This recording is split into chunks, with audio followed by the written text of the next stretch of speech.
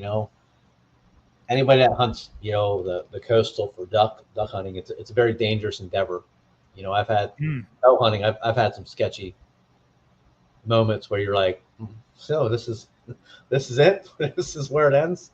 You Yeah. know, like I've tipped over in a canoe. Like, you know, I've lost my gear. You know, I've stepped in the wrong ditch. You know, and gone under. You know, and the tide's just ripping you down. You know, I've had a few moments where it's like adventure bow hunting, but for whitetails in South Jersey.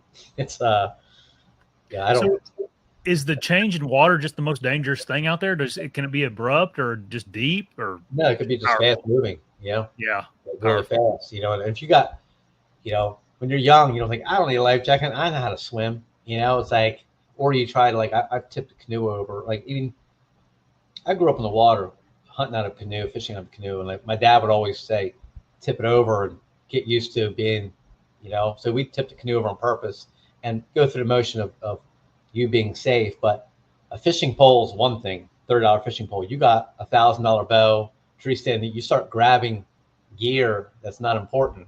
You put yourself in, you know, a bad spot sometimes. So it's like now I go out like all my gear's tied to my canoe stand, you know, backpack. I got a life jacket on. Like so, if I go over, I'm like I'm good. I'll just ride it out. You know, eventually I'm gonna stop somewhere. You know, Yeah. and it gets dark out there. Like there's no light pollution. It's like it's dark. You know, so when you know you might have a headlamp on, you know, or it falls off, you're just rolling down a ditch, and it's like it's dark out. Like it's dark. You know, it's like your phone's in a waterproof bag. You know, so it's like you know, so it's like to get to stop and to get all your stuff to get your bearings. I mean, the last sketchy moment I had, I was hunting from the ground and I had a really big deer with this doe way out there. And I'm like, I'm gonna be here tomorrow morning. I can cross this one little spot, you know, that market, you know, on the Onyx. You know, it's like I'll go out and throw rocks or some boulders or whatever, or some cinder blocks where you can cross a ditch. You know, it's a little sketchy, but it's you can get through. And like, I just missed, and I was right on this little point where it's kind of just ripping around the water.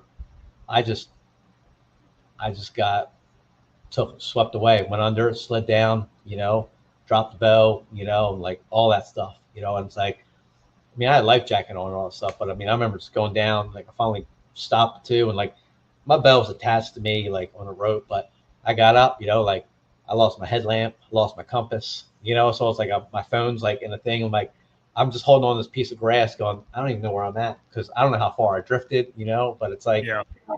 I came to finally, you know, pull myself up, you know, get all my gear